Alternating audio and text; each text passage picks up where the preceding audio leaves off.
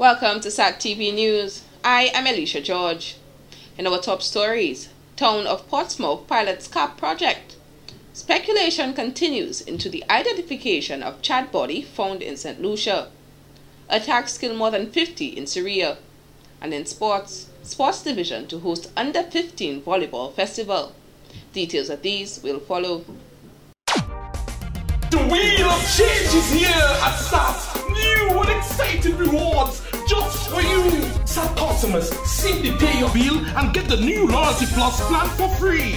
That's 26 channels absolutely free for a limited period. Yes, you heard me, free. And if you do pay your bill, you'll have a chance to win big with SAT TV. Up to $15,000 in prizes are up for grabs. 7-inch tablets, BlackBerry smartphones, food vouchers, and much, much more.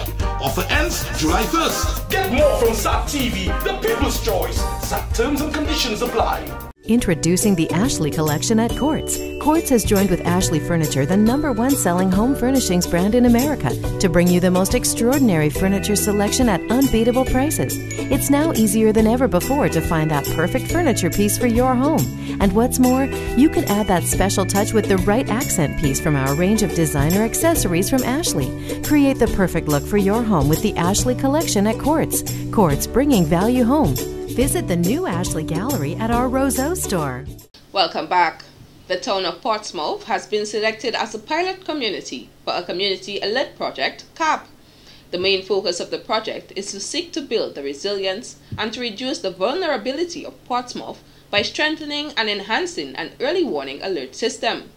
Don Corriette, Dominica's National Disaster Coordinator, says success of the project means that it can be implemented in other communities. Portsmouth, for one, was chosen because of the vulnerability of that area, given its volcanic vulnerability, tsunami, coastal hazards, coastal surges. We have had recent flooding in Portsmouth. And Portsmouth being the second town in Dominica, we thought it would be a good pilot project. Once we get it rolled off in Portsmouth, then we can replicate it around Dominica. The project has therefore secured the services of Judith Zabu to undertake the design of a communication strategy that will be aimed at engaging the community of Portsmouth and critical stakeholders in the rollout of the project. The communication strategy will include an early warning system strategy, public awareness, and education components. That project entails 4 other Caribbean countries, or 3 other Caribbean countries, correction. And that St. Vincent, Dominica, and Grenada. And we had, for the last 2 days, the consultant of the project, Ms. Judith Zabu. On April 28th, Ms. Zabu visited Dominica for an initial orientation exercise and to meet with a wide cross-section of stakeholders critical to the success of the project. She remained on island until April 29th for a meeting with the National Emergency Planning Organization NEPO Subcommittee and the Public Relations and Education Subcommittee at the Office of the Disaster Management, ODM. Dominica is host to the CARICOM 7 workshop, which began on Monday, April 28, 2014 at the Fortune Hotel. Mr. Stephen Lee, CARICOM's coordinator, said the organization was established in 2007, the brainchild of the Caribbean Telecommunications Union, CTU, in addition to a number of information telecommunications practitioners. Conversations started amongst these people about the development of a community of practitioners and network operators who could focus on and help to develop networking infrastructure in the Caribbean region. This was not a novel idea in the sense that from the early days of the internet, from the early days of global networks, technical persons had to collaborate with each other. I think this is the development of ARPANET into the internet. Universities, governments, technical persons exchanging information, exchanging knowledge, so as to build networks which connect people together. Mr. Lee noted as the internet grew, they saw the necessity to improve on the value of technology and telecommunications, which impacts the Caribbean. And the CTU got, at that point, a lot of help from regional registries, LACNIC and ARIN. International bodies like Internet Society and ICANN, who all came together and said, we want to help you to develop. We want to help build this capacity. But we didn't stop at just the coordination at that level. But since 2007 and going into 2010 when we had our first meeting, there's a gradual development, conversations, pulling of technical persons together. We'd go on projects and meet engineers from Lime and Digicel, and at that time Flow, and start conversations about how we can collaborate. And in 2014, we're now at our 7th regional gathering, and we have a community that is strong and growing of practitioners who are working together, who can exchange information and who can solve our common problems from within the region. He said the triangulation of efforts, which involves the collaboration of the government, international organizations and the private sector to improve on resources in the telecommunications sector, is vital.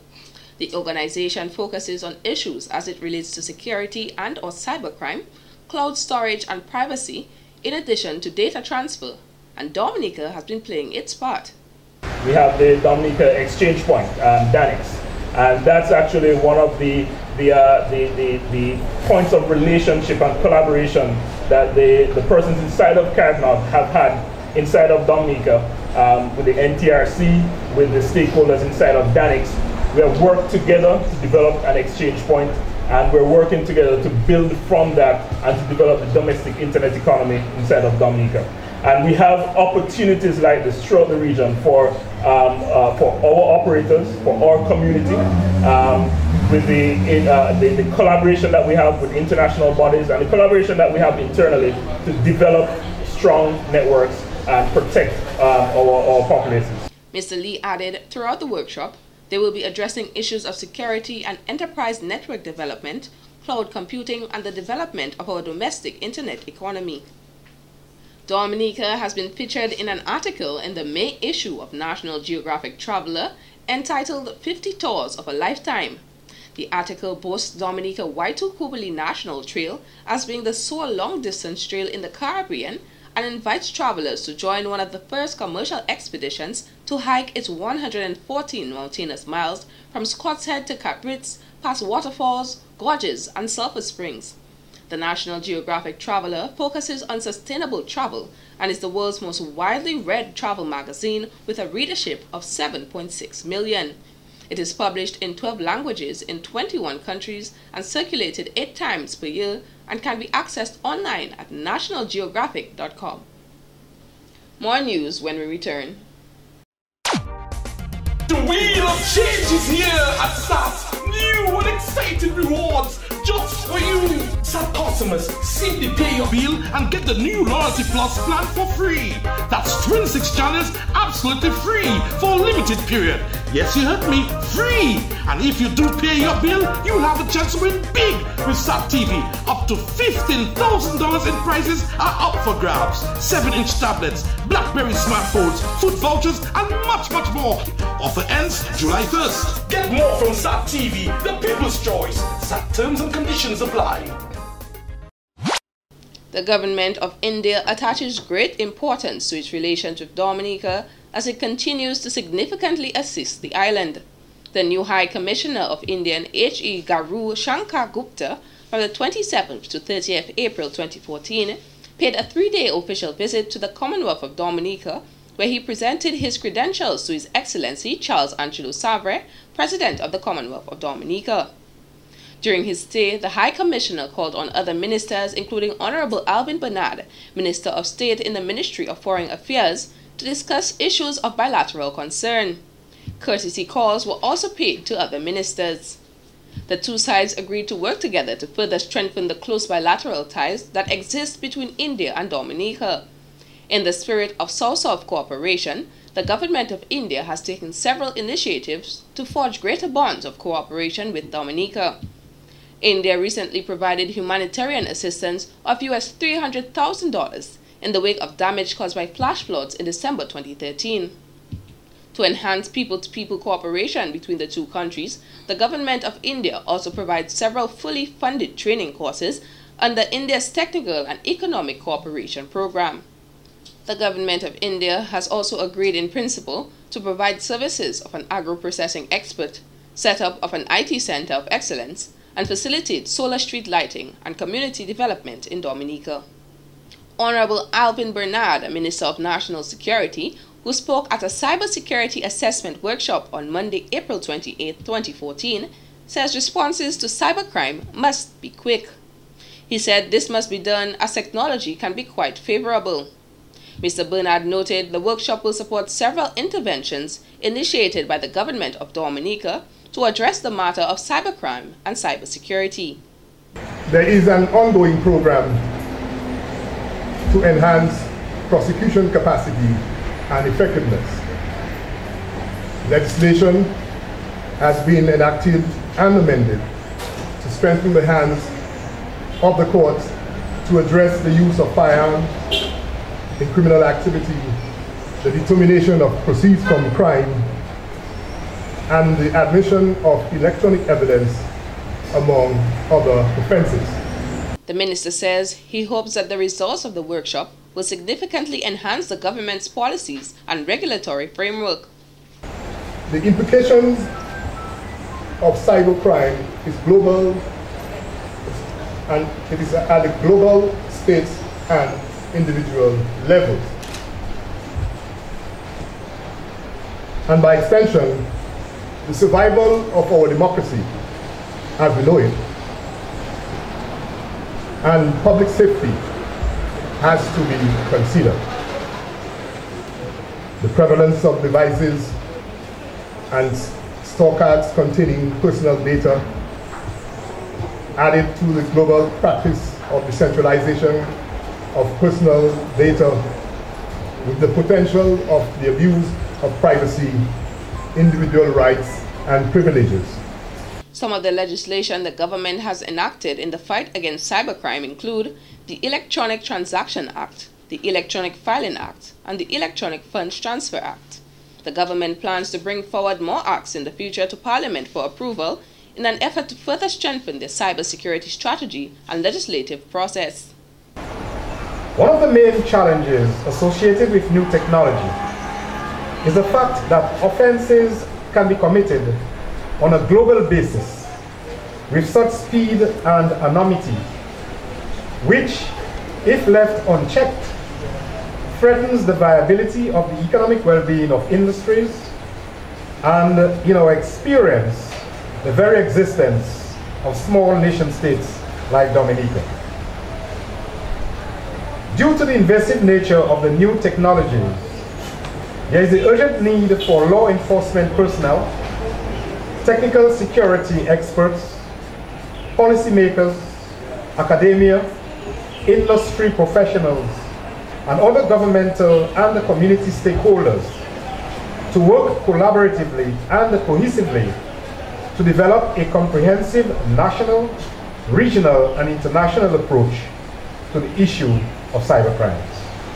Minister George added the government will keep working on reducing the many threats of cybercrime. Local minority group Miridom, in conjunction with the Sexual Rights Initiative, has written to the United Nations Commission for Human Rights to abolish burglary laws in Dominica. Daryl Phillip, coordinator of Miridom, speaking on behalf of the organization, said no laws or constitution should be allowed to discriminate against people. Miridom feels that no law or constitution should be allowed to discriminate against someone because of his or her sexual orientation. The anti-sodomy laws of Dominica are discriminatory towards the sexual expressions of consenting adults. Therefore, we feel that they should be repealed. According to Philip, these laws fuel stigma and discrimination towards a minority in our society.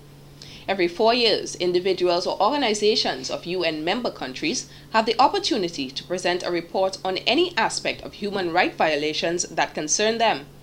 The report is then given a hearing by the UN ambassadors, who may question the relevant country's ambassadors. Dominica's permanent representative to the UN, Vince Henderson, is expected to make a presentation on Dominica's position as it relates to the rights of gays and lesbians on the island at the Universal Periodic Review UPR 2014 to be held in Geneva on May 1st. And in court news, one media house came under fire during the close of the January criminal assizes at the High Court on Monday, April 28, 2014. In her closing remarks, Justice Bernice Stevenson, who presided over the assizes, thanked the members of the media, but scolded online news outlet Dominica News Online, DNO, for its manner of reporting sexual-related offences. According to Justice Stevenson, such matters are sensitive, and as such, the name of neither victim nor perpetrator, even if found guilty, should be published. She noted that this is not in an effort to protect the accused, but rather the identity of the victim. On March 21, 2014, DNO published an article where a Canefield man was found guilty of having unlawful sex with a minor and sentenced to 9 years in prison. Although the name of the victim was withheld, the identity of the perpetrator, his age and occupation were published. Section 38.1 of the Sexual Offences Act No. 1 of 1998, which speaks of privacy of the complainant and accused, states that any information that is to be made available to the public should be done in such a way that it does not lead members of the public to identify a person as a complainant or accused. Any person who publishes or broadcasts any matter in contravention of Section 38.1 is guilty of an offense and is liable to a fine of $50,000 and to imprisonment for 3 years. 7 matters were completed during the January criminal assizes, but at least 12 matters have been sent to the May criminal assizes. The matters were traversed on Monday, 28 April 2014. During the assizes, Lyndon Lestrade, son of former police commissioner Matthias Lestrade, was found not guilty of causing grievous bodily harm with intent. After hearing testimony from over 14 prosecution witnesses, on April 17, 2014, a 9-member jury was not convinced that Lestrade had shot Greg Joseph in the head with intent on October 3, 2010, in the vicinity of Crazy Coconuts in Castle Comfort. Other matters completed in the assizes were 2 separate unlawful sexual intercourse offences, where both men were found guilty of the offence. One man received a 9-year sentence, while the other received 6 years. Merlene Thomas Mann of Kingshill was fined $2,000 for causing grievous bodily harm with intent against her husband, Kelvin Mann. The fine is to be paid by October 28, 2014, or in default, 4 months in prison. She will also return to court during the May criminal assizes, where a compensation order will be made. One man was found guilty of causing grievous bodily harm and received a sentence of time served 24 months, while another man was found not guilty of burglary.